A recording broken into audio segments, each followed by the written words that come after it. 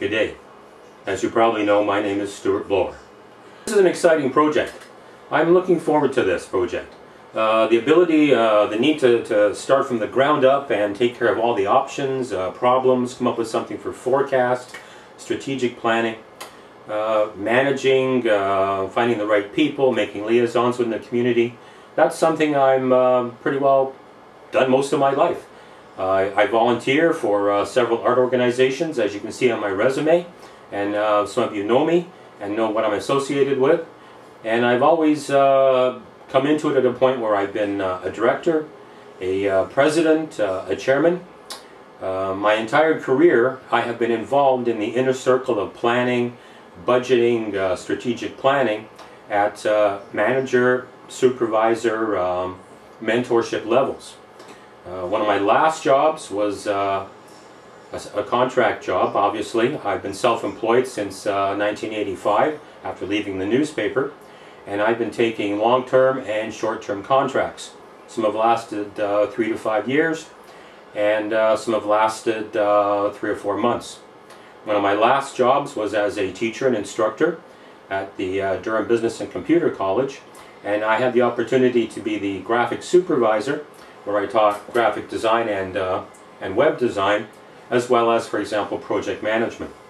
I literally designed my entire curriculum course, which was very heavy hands-on, and gave the students a working knowledge and experience that they could take out to their job interviews. And it was actually very successful. Before that, I've been a publishing mentor. I was tasked with the job of turning a new broadsheet in town, in Toronto, the Spanish newspaper, El Correo. For 6 months they had never produced an issue. And it was my job to go in and supervise the publisher, the editor, production manager, provide training and directions and planning, and allow them to produce the 3 or 4 broadsheet papers per week that they needed. That was a 3 or 4 month contract where I was effectively the mentoring publisher. Before that, I fall back on running my own business. As I said before, I've been self-employed since about 1985, so I am very aware of the planning and the accounting principles that have to be looked after. Part of my business is to give my customer what they want. I've done many research projects where the customer has decided to have an endeavor to do something, and I provided the research which would suggest how it could be approached, the way to go about it, etc., etc. Right now my work involves again being self-employed as a photographer part of the year, and I'm also branching out now into stone carving, which I've done professionally for the last 4 or 5 years. I say professionally because although I still have a lot to learn, I actually do sell pieces and make money at it. So I straddle the arts community, which I am passionately involved in, and I straddle the business community. But not just business in the sense of strictly accounting, for example.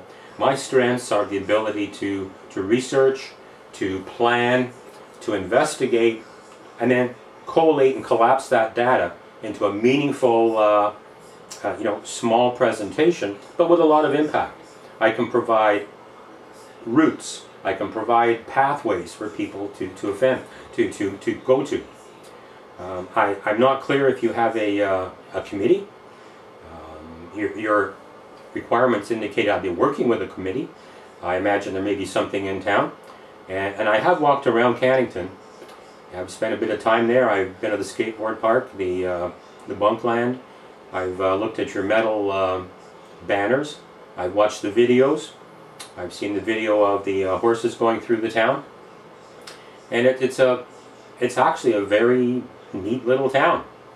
Part of our original initial survey will be to establish a primary need within Cannington, a secondary need within the township of Brock that has to be met, and then a third need where we can provide something that people outside the township will want to come for and be instructed on, or to look at.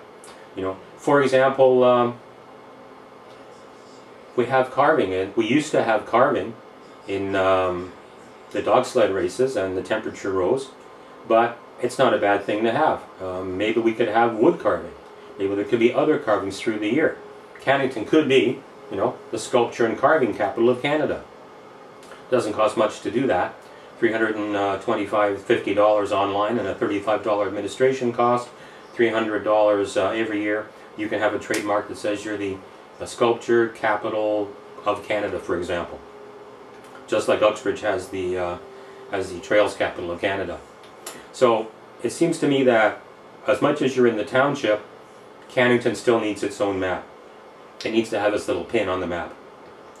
And it looks to me like the businesses can be brought on board quite easily. I've seen other artistic projects there. And as long as we can show them the services that will benefit them, then the whole project makes sense. We can't just walk into town and say, let's just give painting lessons. It has to be more involved than that. It can be as simple as that, but it has to be more involved than that. It has to have the next step, which is, okay, so what does the facility have? Okay, at some point, can we have pottery lessons and we have our own kiln? You know, can we do photography lessons in a clean room? Certainly. But if you want to do carving, then you need some more equipment. You need to have a dirty room. Okay, we educate people, we provide them with opportunities, and maybe some of those opportunities get put into a small gallery that's next to the art class. So now we can sell stuff, for example. Maybe we sell small stuff or big stuff. We have 3 or 4 events through the year that all work on focusing on the arts facility. And at some point, people look at that and say, you know what? Cannington is a nice place to be. They respect the arts. They use the arts all over the place. Maybe as an artist, I should move there. I will get community support. And all we have to do is start off with an instruction, figure out an age group that needs it, or a segment of the population that needs it. We have people in town that are rug hooking right now for the museum, mostly seniors. The athletics survey suggested that, first of all, the respondents from that survey were 75% female. So we need to get our survey that targets why that is so. Is it because they're available, they're not working, etc.? Are they home with people, babies, etc., or whatever? We need an accurate profile of the community and a secondary accurate profile of the township, and then we have to target groups specifically.